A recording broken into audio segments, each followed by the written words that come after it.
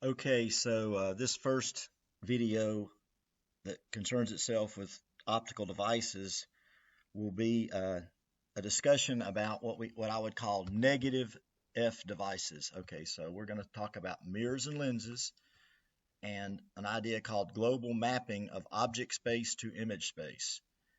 And this is like a holistic understanding of how these devices work.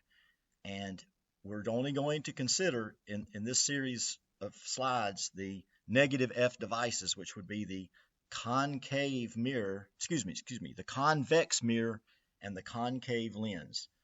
Those are the devices that have a negative focal length. Okay, so I'm going to go on. You can read that slide there, just the motivation for this topic. Okay, so let us consider an object that we would like to image using a mirror or a lens. So here's a mirror and here's a lens. Now this is a convex mirror and this is a concave lens. Both of these have negative focal lengths.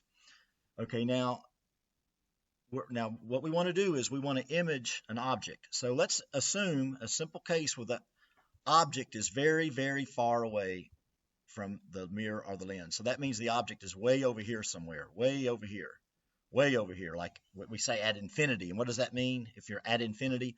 Well, you're at an object distance, d sub o, object distance that's much, much greater than the focal length. Now, what is the focal length? Well, it's the point at which the rays appear to diverge from. Now, for a mirror, if this is a spherical mirror, you would have the center. This is called the center of curvature, which would be the radius of the mirror, essentially.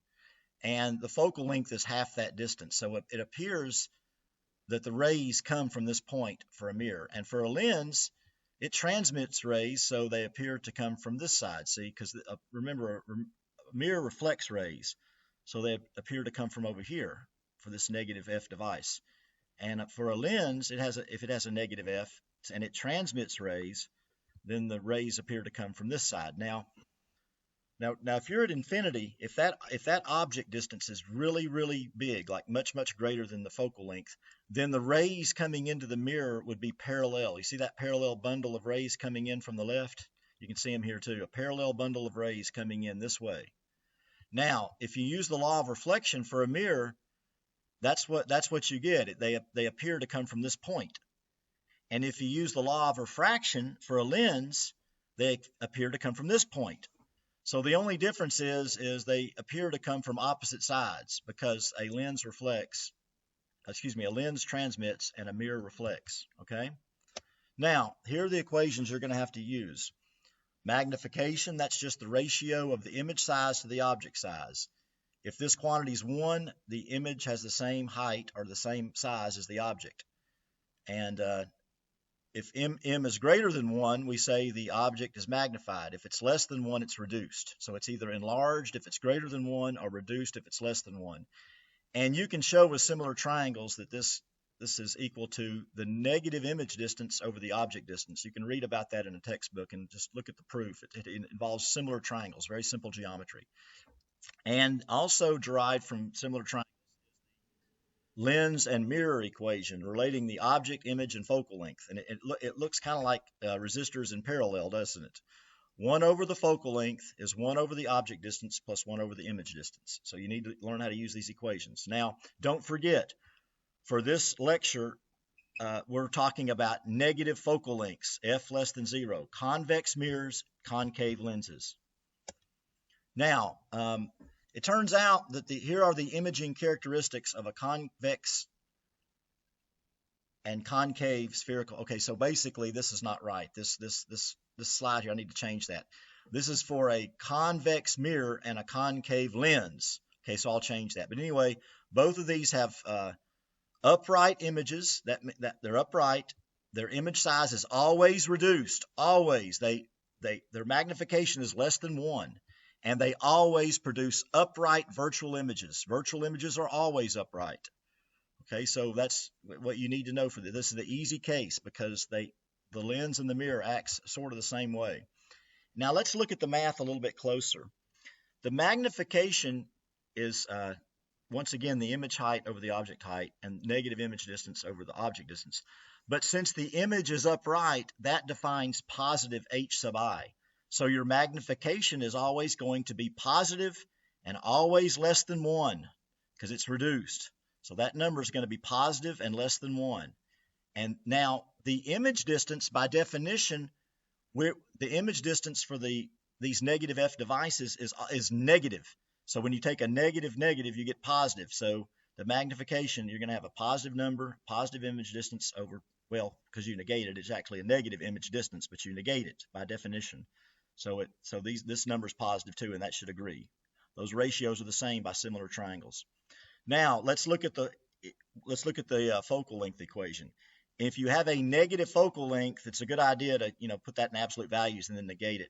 And when you solve for di, you just subtract 1 over do and then invert it. And you notice that this has to be negative. See that? It has to be negative because you have a negative number here minus another number. Of course it's negative. So there you go. That's what makes it. So you put a negative number here. That makes it positive here. Okay, now let's look at this in better detail. Okay, so here's more. You can read these slides to make sure you get that. I just basically, in these next 2 slides, I re-emphasize these points so you can read it and really absorb it.